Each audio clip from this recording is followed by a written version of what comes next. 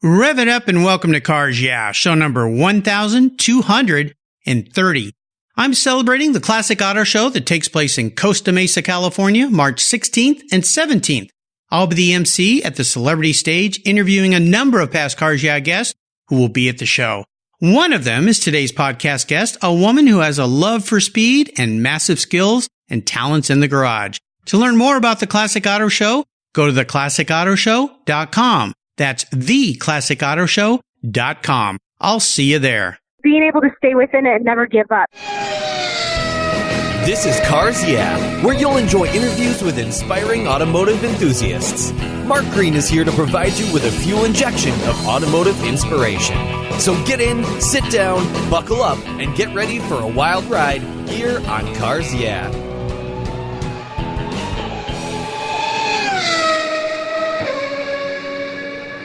Hey, this is Mark Green. Join me at the Classic Auto Show in Costa Mesa, California, this March 16th and 17th at the Orange County Fair and Events Center. I'll be the celebrity stage MC conducting live interviews with past Cars Yeah guests, including Adam Carolla, the Grand Marshal, Dave Kindig from Bitchin' Rides, Wayne Carini from Chasing Classic Cars, Mark Warman from Graveyard Cars, Mike Finnegan from Roadkill, Bogey from All Girls Garage, Big Mike, import tuner and builder, and Lynn St. James, an iconic race car driver. I hope I'll see you at the Classic Auto Show. For more information, go to theclassicautoshow.com. That's theclassicautoshow.com. Hello, automotive enthusiasts. I'm revved up and so excited to introduce today's very special guest calling in from beautiful Long Beach, California, Jessi Combs. Hey, Jessi, are you buckled up and ready for a fun ride? I am always ready. I feel silly asking you that question because I know you are. A lady that is all over the place, always having fun. The fearless Jessi Combs was born for everything automotive. Her passion is to get in the driver's seat and behind the wheel of nearly anything with a motor that has led her through an amazing and unusual achievements. With a degree in custom automotive fabrication, Jessi has reached out to millions with her build skills on TV shows such as All Girls Garage, Mythbusters and Overhaulin, just to name a few, as well as through community and educational outreach. As the fastest woman alive, unofficial queen of the hammers, Ultra4 National Champion, and a Baja 1000 podium finishers, she empowers many through the acts of simply leading by her example. Her desire to show more women and men alike that they too can build their ideas, go fast, get dirty, have fun, and still be feminine shines through everything she does in life. And I'll tell our listeners that I'm going to get to spend some time with Jessi down at the Classic Auto Show in Costa Mesa, California in the middle of March. It's going to be so much fun. We're going to be together at the show. Can't wait to see you there. So Jessi, I've told our listeners just a little bit about you. Would you take a brief moment, share a little bit more about this career that you have and your passion for automobiles before I jump into the questions? Well, I mean, the simple matter of the fact is that I was born with a lead foot, and for me to be able to become a better driver, a more precise driver, a driver that can drive completely out of control, in control, I wanted to have a better vehicle dynamic understanding. So I went to Biotech and got my degree in custom automotive fabrication, so I understand the full workings of everything inside and out. And I really believe that those skill sets literally launched me into the next realm of being able to teach millions of people how to build cars and why to build them in certain ways and to make them better, stronger, lighter, faster in order to go out and play and have fun and ultimately become a better driver. Absolutely. And so because of that, I was blessed with the ability to be on television, teaching people how to do this. Somehow God gave me the skill of being able to talk and explain things in a term where most people can understand it, my mother included. And because of that, I think it just kind of launched me into the next realm, which is, brand representation. I get to go in front of hundreds of people and speak at speaking engagements as far as, I guess you could call it motivational speaking. And then, of course, I got to get back in the driver's seat of race cars. And so I've been able to travel the world and drive everything from monster trucks to supercars, as well as, Ultra4 cars to motorcycles. So, my life literally revolves completely 100% around the automobile. Oh, absolutely. I've told our listeners I've wanted to have Jessi on the show for a long time, but trying to catch up with her and find out where she is. You follow her on social media, and oh my gosh, this week she's down at Baja riding bikes. And this week she's racing a car somewhere in the Bonneville Salt Flats. And now she's in Europe you're everywhere, Jessi. It's just absolutely incredible. The pace and what you get to do and the diversity. That's why I'm so excited to bring you to Cars Yeah today. Well, as we continue on your journey, I always like to start by asking my guests for a success quote or a mantra. This is some kind of saying that's been instrumental in forming your life, and it's a really nice way to get the inspirational tire smoking here on Cars Yeah. So, Jessi, take the wheel. Oh, there's so many mantras to live by, but I think the one that has really, really resonated with me, especially most recent years, is that slow is fast. The slow and steady pace wins the race. There's times where we can jump into something and get in a little over our heads. We have too much horsepower. We have too much money. We have almost too much support where we forget how to actually operate our business or how to make that car get across the finish line. Because if we're breaking parts, we're not making it. We're not finishing. And finishing sometimes is everything, especially in certain endurance races. If you can stick within the game and not get in over your head, it's amazing how you can possibly have, in the middle of a race, call it a 5-hour downtime because you happen to crash into a giant crack, which did happen to us. But in the same turn, if you have a 5-hour downtime, we still finish second in Class 7. So being able to stay within it and never give up. So I would have to say slow and steady pace wins the race and never giving up are two mantras that I fully 100% live by. This is a great idea, great concept. And I'm going to ask you this because typically when people start to see some success in whatever aspect of life, they can get a little bit, I won't say lazy, a little bit too comfortable. Is that how you would tie it? And when you get to that point, how do you know? How do you know when you go, oh, I better be careful here, I better slow down a little bit? This is getting a little bit too comfortable. You don't really know. You're going to kind of have to play it by feel because you know how long it took me to learn how to slow down? I'm the fastest woman alive. I literally, my top speed is 483.227. And every year I keep getting faster and faster and faster. But knowing when to slow down, when to pull out that's something that you literally learn. That's just an experiential thing that you pick up along the way because you will make mistakes. You will be like, oh, well, that didn't work. Where can I dial back? Where can I re-allot these monies or these experiences or just in Baja, knowing when to slow down. Like there's certain people that have their truck tuned for the biggest bumps out there. Well, those biggest bumps only are in maybe 2 or 3 parts of 1,000 miles, not the rest of the 1,000 miles. So tuning your vehicle to the majority and the bigger spectrum of the course is way more important than those biggest bumps. Because if you can just learn how to slow down in those sections, you're still winning. Absolutely. Great advice. Now, I want you to throw out that top speed number again, because I'm sitting here with my jaw on my keyboard going, what did she just say? What top speed did you go? 483.227. And that wasn't in a jet plane going to another race, was it? No, it wasn't a jet plane, though. It's actually an F-104 Starfighter jet without wings. It's got a J79 jet engine in it. It's a car called the North American Eagle. My team is based out of Tacoma, Washington. We're always looking for volunteers because it's a volunteer-based team.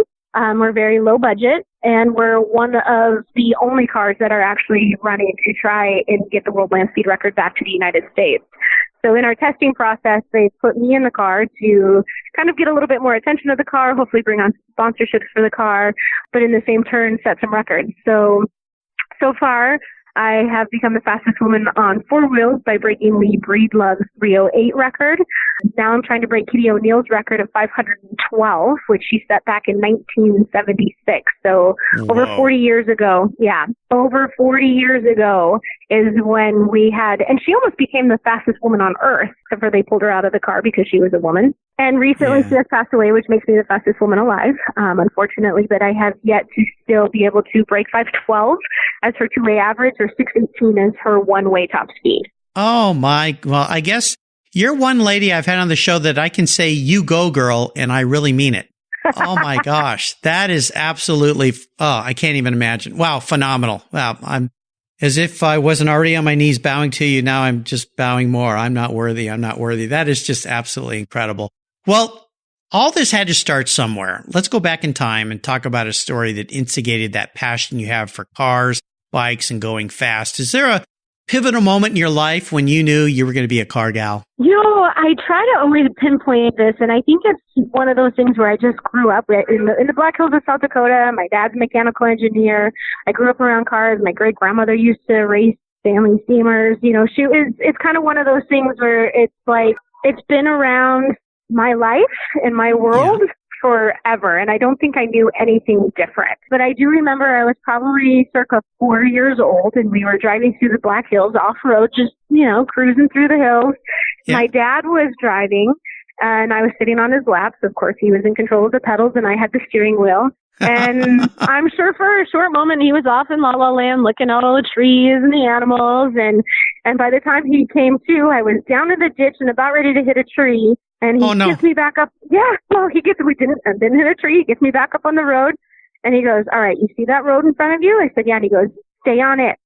And I think that was probably some of the best advice that I've ever received in my entire life. Well, because you think about it, here is your path. Stay focused.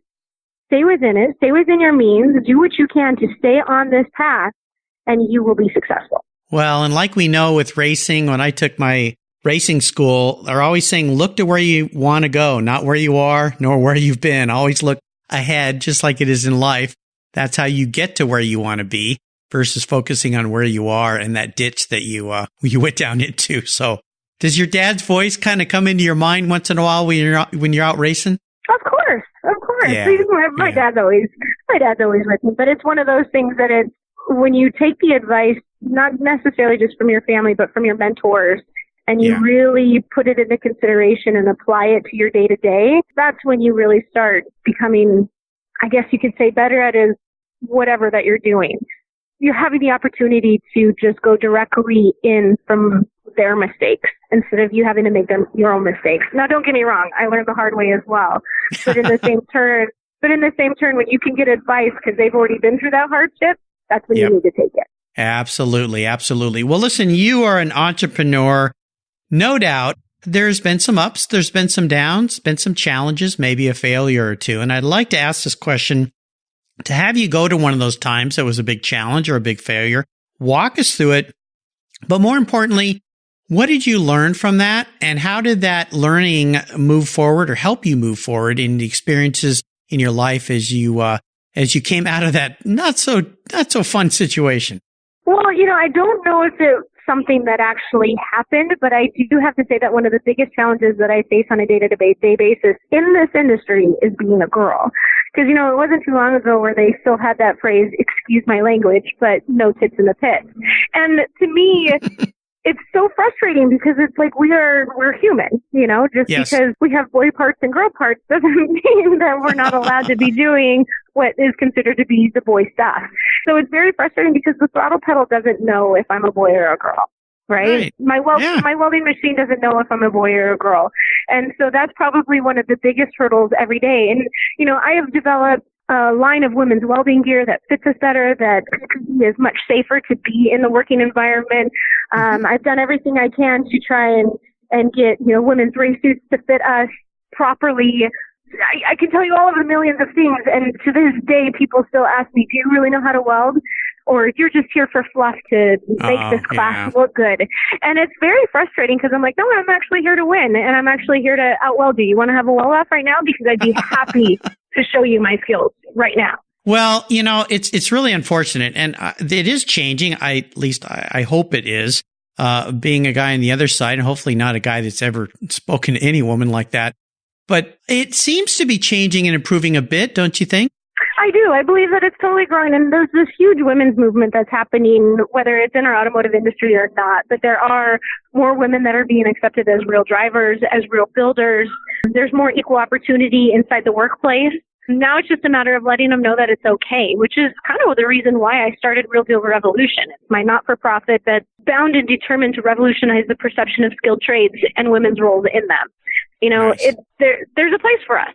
We can have a comfortable working environment as well as a lucrative income working in this industry if we just knew that it was okay. I mean, there's so many girls out there that don't even know that they can pick up tools, and they're not scary. So that's what we're trying to do, which is what we're going to be doing at the Classic Auto Show. Real Deal is going to be setting up where, you can come over and you can pick up a MIG welder, or you can pick up an airbrush, or you might be able to do some blacksmithing and put those tools in your hands and figure out, hey, you know what? This is pretty rad. And we want to excite them about the potentials of having a career or just even a hobby in the skilled trade. I think it's fantastic. It's a big part of why I did what I did this month with Women's History Month and promoting women in the automotive industry. I've had well over 100 women on my show that are great examples of that. I think it's fantastic. And kudos to you for everything you're doing to help, and especially young women. Or even, I had a great guest on my show that after she retired at 60, started her own detailing business and reinvented herself. And, you know, it's out there. The opportunities are out there. You just have to take it. And I think it's great what you're doing. Absolutely spectacular. And take it and be comfortable with it. You know, there's that level of just knowing that, hey, you know what, this is something that I want to do, or this is something I can make a career out of, or this is something that I find joy in. And there's absolutely nothing wrong with that. Yeah. Absolutely. That's one of the reasons I like Mike Rowe and what he's doing, is showing that there's other industries, trade industries, where people can get involved and make very good incomes and have some fun. And if that's what you like to do, and whether you're a man or a woman, it doesn't really matter anymore. Those opportunities exist. So again, thank you for what you're doing for the women out there. Let's have a little bit of fun and talk about your first really special vehicle, that first vehicle that you got that had a great meaning for you, and maybe share a memory as she laughs. Yeah, I think this is going to be a wild story. Here we go. Hold on. Buckle up.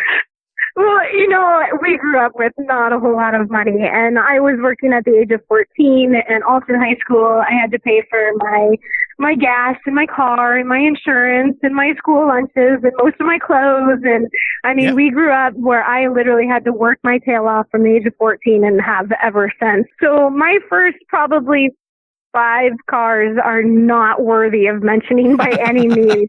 But I will say that when I graduated Tech, I bought myself a 2000 Toyota Tundra.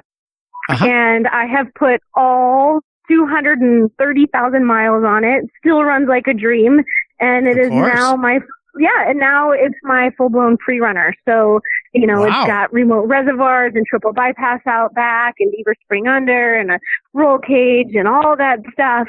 And it is probably one of my most precious, loved vehicles, solely because I have been around the world, well, at least around the United States and in multiple countries because of that truck. And I just love that truck. I absolutely love it. And to think that it's, you know, I still have yet to change the timing on it.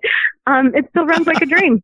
Wow. Well, that's a testament to that mark and that vehicle, but I think it's pretty cool you still have it, and it's your companion and it's taking good care of you. You've obviously taken great care of it, as you know how to do. So fantastic. Well, is there a seller's remorse vehicle in your life that you wish you had back? No, I promised myself, because I meet so many people and they show me all the pictures of the cars that they wish they never sold. And I'm like, I'm never going to be that guy. But I'm also never going to be a hoarder either. So, you know, if there's something that I don't have some serious sentimental attachment to, then it's easy for me to get rid of, and I don't have a problem with it. But I will say that, no, I have yet to be that person that's like, oh, I wish I would have never gotten rid of that. And I pray that I never will be. Well, lucky you, because I've out of, 1,253 guests, or 55, wherever we're at today, I've had plenty of people who wish they hadn't let something go, including me. So you're a very smart lady indeed. Well, I would love for you to share what has you excited and fired up about Jessi Combs' life this year, 2019. What are some of the exciting adventures? Now, keep in mind, this is only a 35-minute show, and you're always doing something, but what are some of the key things you'll be doing this year that have you really excited and fired up? Well, the good news is, to keep it short, I can't talk about most of it, because you may or may not know, in the television world, we can't talk about anything until it airs. I know. I have about 3 to 5 television shows in the works. Wow. My racing career might change, or not change, but be added onto on-road stuff. Okay. We are going to go out and try and attempt to set another land speed record, and at least try to break 512, if not 618. And if I wanted to, I can. If I'm going to go up to 618, I might as well try to do I believe it's 638 as a single engine record. So yeah, why not? Why not? So just press the throttle a little harder. Yeah.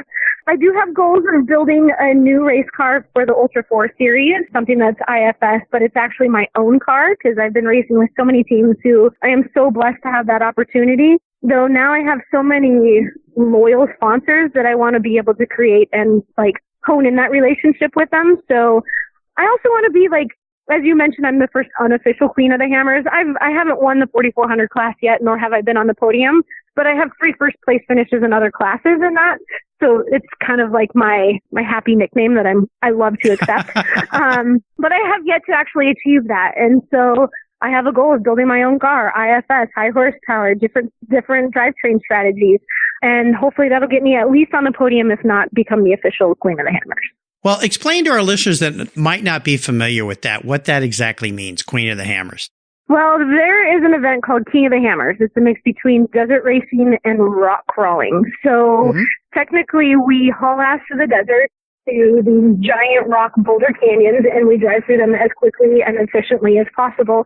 So our top speed through the rocks is probably somewhere between 7 to 10 miles an hour. And that's all in the mail in the rocks because it's very, very technical driving. And then yet we still have to go out and be able to go in excess of 100 miles through the lake beds and through the desert and the whoops and all of that stuff. So it's a very unique combination of cars because you have to have 4-wheel drive to be able to make it through the boulders. So unlike Baja, which there are some 4-wheel drive cars in Baja, but most of them are 2-wheel drive. And most of them don't go in the canyons that we go through. So with that being said, it's considered to be like the most brutal one-day desert race in the entire world. And I will tell you, with 3 first place finishes in a national championship, that I am addicted to that event. It is one of the coolest things on the planet. Like literally there's probably, I would say, 50,000 people that show up to the middle of the desert. What? And it's a desert race. Yep. It's a desert race. It's bigger than Burning Man. It's huge. It's massive. It's Burning Man for gearheads is what they call it. And it's in Southern California in an area called Johnson Valley, which is kind of close to Yucca Valley, just north of Palm Springs. And the area is like the off-roading area is the Hammers. And it is considered some of the best rock crawling in the entire world. So they developed a race around it. Yep. You don't like a challenge, do you, Jessi? I love a good challenge. I love the endurance. I love the mental challenge of it all, the physical challenge. I just love showing what people are capable of, not just girls, just what humans in general are capable of doing. Absolutely. Absolutely. And you're a petite lady. I mean, you know, you look at you, you would never imagine someone like you is doing the stuff you're doing that you kind of think of these big brawny guys doing. I mean, that's another great thing. You don't fit that mold, if you will. So, once again, you go, girl. Absolutely incredible. Thank you. Really proud of what you're doing. So, Jessi, up next is the last lap. Before we put the pedal to the metal, let's say thank you to today's Cars Yeah sponsors. What's the worst thing for your car's interior? No, it's not that milkshake the kid spilled in the back seat. It's the sun. Harmful UV rays cook your automobile's interior hour after hour when it's parked outside, even on a cloudy day. What's the solution? Covercraft sunscreens. They protect your dash, seats, and interior finishes from those damaging UV rays while keeping the interior temperature tolerable, even on the hottest summer days.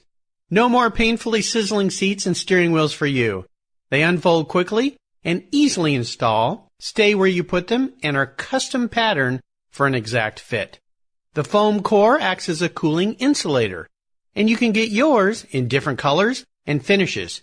And they even fold up easily and store under your seat or on the floor. I've used Covercraft sunscreens for years, and they are a fast and easy solution that protect my beloved cars when they're not in the garage. Learn more and order yours at covercraft.com. Want to protect your entire vehicle? Get a car cover from Covercraft. They have those too. That's covercraft.com, and tell them Mark sent you. Are you looking for a way to get your products or services into the ears of thousands of automotive enthusiasts around the globe? I can help. This is Mark Green here at Cars Yeah, and I'd be honored to be an influencer and ambassador for your brand in a unique and personal way. 5 days a week, thousands of subscribers and listeners enjoy the Cars Yeah podcast and website. Contact me today and I'll show you how at mark@carsyeah.com or connect with me through the Cars Yeah website at carsyeah.com. Hey, Mark Green here from the Cars Yeah podcast. Did you know you can now see me on the Cars Yeah TV show? That's right. Cars Yeah is now on MAV TV. I visit some of the past Cars Yeah guests and take you along for the ride. Go to mavtv.com to learn more where you can enjoy Cars Yeah TV. Mav TV is also available on DirecTV, Fubo TV, Fios by Verizon, or you can stream it through mavtv.com online. And they said I only had a face for podcasting. All right, Jessi, we are back, and I have a bit of an introspective question for you. If you were manifested into a vehicle tomorrow, if I walked out and you were parked in the garage, what would Jessi be and why? A four-wheel drive trophy truck. Well, no, of course. No ifs, ands, buts about it. High horsepower, the ability to drive anywhere as fast as possible. They're just mean and nasty. It's like the Lamborghini of trucks, if that makes any sense. Like, oh yeah, I love Lamborghinis. I also love McLarens, but man, trophy trucks are just pretty amazing machines, if you ask me. Oh yeah, they're mind blowing. Absolutely. I started a new TV show this year, Cars Yeah TV, that's on Mav TV, and I got a chance to visit a guy at WFO, Trevor Huskins, who's been a guest on my show, and he let me drive this Jeep that he built that's like a $200,000 Jeep for off-road stuff. And I'm not known as an off-road guy. I really haven't much experience of that. I'm a sports car guy. I've raced vintage cars. I couldn't believe the driving, the power that thing had. Big LS engine. I mean, just, I forget how many, 600, 700 horsepower. It blew me away. It just blew me away. Usually in excess of 800 horsepower. Like they're so incredible of the things that they trudge through, and the thing, like, you know, if you find yourself in like what we would consider maybe a low spot in life, which I would relate to silt beds in Baja. Yes, there you go. And they're able to literally make it through it because of the power and the suspension travel that they have. And when we're going through, you know, really bumpy times in our life, we can just put the throttle to the, we can just put the pedal to the metal. Put the pedal to the metal. And before you know it, we're going 80 to 100 miles an hour over whoops, as tall as me, you know? And it's just so rad, the things that they are capable of. It blew me away. I had a whole new level of appreciation for people like you and others that drive and race these vehicles, because I couldn't even imagine it. Well, we are up to the last lap, and I'm going to fire off a series of questions and ask you to give our listeners some very quick blips of the throttle answers. So here we go. What's the best automotive advice you've ever received? This goes back to my mantra.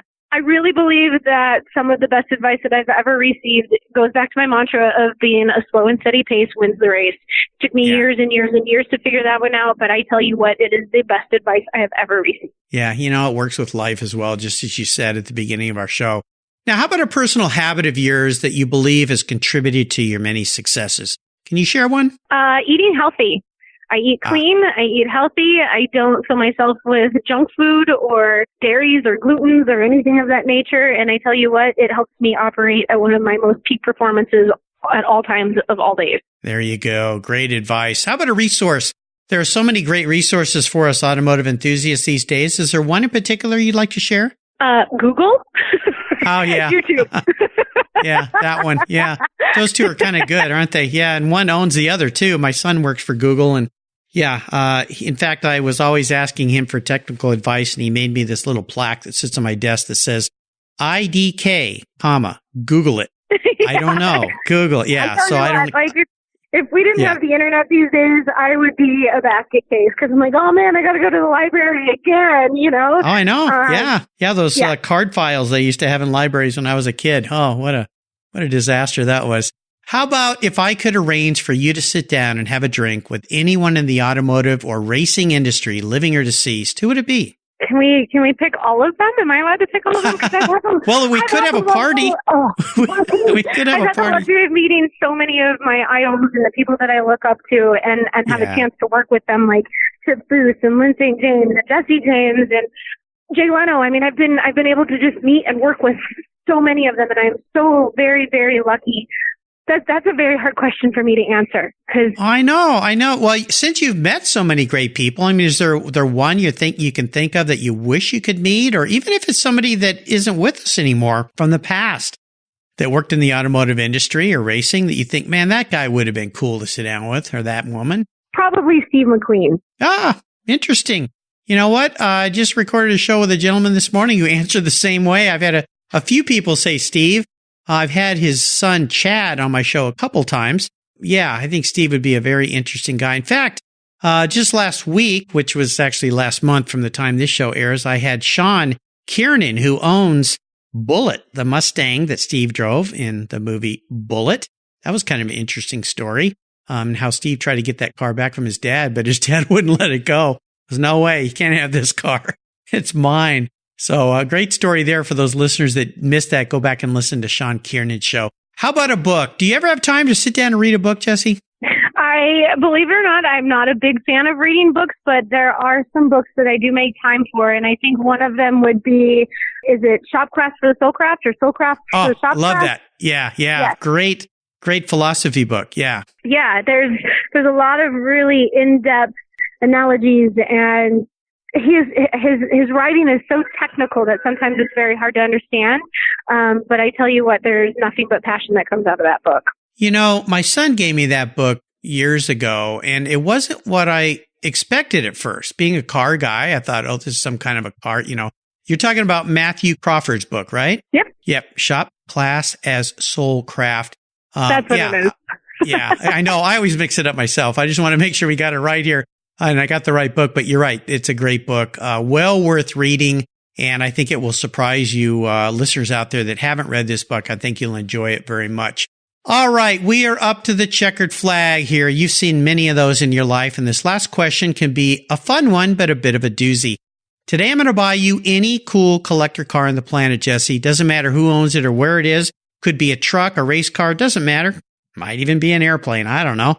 But there's a couple rules to this little game we're playing here. One is you can't sell it to buy a bunch of other toys with or a bunch of racing equipment with. You have to drive it. No garage queens allowed here at Cars Yeah, but I don't think that's a problem for you. I don't think dust settles on anything you have. And it's the only cool collector car you can have in your garage, so you need to choose very wisely. What's it going to be? You know, I was one of the first women to drive in the Race of Gentlemen, to compete in the Race of Gentlemen. And there was a team of people that built me a 1917 twin-engine Model T. And it was basically just two engines that were belted together with a leather strap, a seat, a fuel tank, and some frame rails. And I tell you what, I felt like that was probably one of the coolest opportunities. And just to see that, you know, ancient, when I say ancient, you know, like antique motors can still operate. I mean, we got that car up to, I think it was 83 miles an hour, which is pretty unheard of for a 1917 car. But I will tell you, I think that car, if I could have that back in my collection, that would probably be one of the coolest cars. I never owned it. I was just the driver for the car. But if I even knew where it was, I would probably seek after it and get it. It doesn't have high value, but I tell you what, it means a lot to me. That is one of the most unique answers to that question I have ever heard. I'm not surprised coming from you. I love that question because it's a little revealing about my guests, and most of my guests I've not met before. So it's kind of a new experience, but that is incredible. It's an incredible answer. And the fact that you went that fast in a Model T, I got to ride in a 1916 IndyCar winner when I was at the Ironstone Concours for about a 2.5-hour drive through the hills in California. I thought I was going to die every minute. It's a very weird car. You're sitting up high and, you know, the driver, every steering wheel shaking all over the place in the whole car, and it doesn't stop very well. So I commend you for that. That is a very cool choice. 1917 Model T twin engine. Wow. Very nicely done. Well, Jessi, you've taken me on an incredible ride today. I knew this was going to be fun. I didn't know how much fun it's going to be. I look forward to seeing you at the Classic Automobile Show. It's going to be so much fun. I've really enjoyed getting to know you better, and I want to thank you for sharing your incredible life journey with the Cars Yeah listeners. Could you offer us a little parting piece of wisdom or guidance before you rip off into the sunset in that 1917 Model T with a twin engine, of course? Putt, putt, putt, putt, putt, putt, putt, putt, putt. There you go. Yeah. You know, never, ever judge a book by its cover. And it's one of the most cliche statements out there, but you know, even I find myself doing the same thing where it's like, this guy's not going to have the answers, or this girl has no idea what I'm going to be talking about. And I surprise myself every day, or they surprise me every day, that people look at me and they're like, oh, well, you're just too pretty to do something like this. And it really bothers me because I'm actually very knowledgeable in my skills and my experiences. And if everybody could just look at me and give me the opportunity to speak, I'd probably be a much happier person. So, give everybody a chance. Take the time to get to know somebody, because you never know what's lurking behind those brains of theirs. Absolutely. Very nicely said. And what's the best way for our listeners to follow along with the exciting life of Jessi Combs? Well, if you're on Instagram and Twitter, I am at the Jessi Combs, TheJessiCombs. Facebook is Jessi Combs Official. And if you want to go to my website, it's jessicombs.com. There you go. I'll make sure I put links to all those on Jessi's show notes page on the Cars Yeah website. Just go to carsyeah.com, type in Jessi, Jessi, Combs, Combs, and her page will pop up with all those links. If you're not already following Jessi, you need to be. If you need some inspiration to get out there and have an incredible life, Jessi will provide it. I absolutely promise you. Jessi, thank you so much for calling in today, for being so generous with your time, your expertise, and for sharing your incredible life experiences with me and the Cars Yeah listeners. Until you and I talk again, I'll see you down the road. Well, thank you so much. I appreciate your time and all of your questions. It's nice to be able to share this part of my life with the world. So thank you. It's been a delight for me too. Thank you. You take care of your cars, but who takes care of your investments? Tune-ups aren't just for engines. Updating your financial plan is important too. Your GPS may take you from A to B, but it won't help you on the road to financial freedom. For that, you need a good co-pilot and a very trusted advisor. Chris Kimball, CFP, is just the man for the job. He'll guide you down that road without driving you crazy. For over 25 years, Chris has helped people just like you and me with their financial planning and investments. With a master's degree in financial services, he is eminently qualified, and he's a car guy too. Learn more at chrisvkimball.com or call 866-ON-A-PLAN. Securities through Money Concepts Capital Corp. Member FINRA SIPC. CK Financial Services is not affiliated with Money Concepts Capital Corp. Thank you so much for joining us on today's ride here at Cars Yeah. Drive on over to carsyeah.com to find show notes and inspiring automotive fun. Download your free copy of Filler Up, a fun book filled with gorgeous photographs of fuel filler fun, including quotes from more inspiring automotive enthusiasts. Download your copy today, and we'll see you next time on Cars Yeah.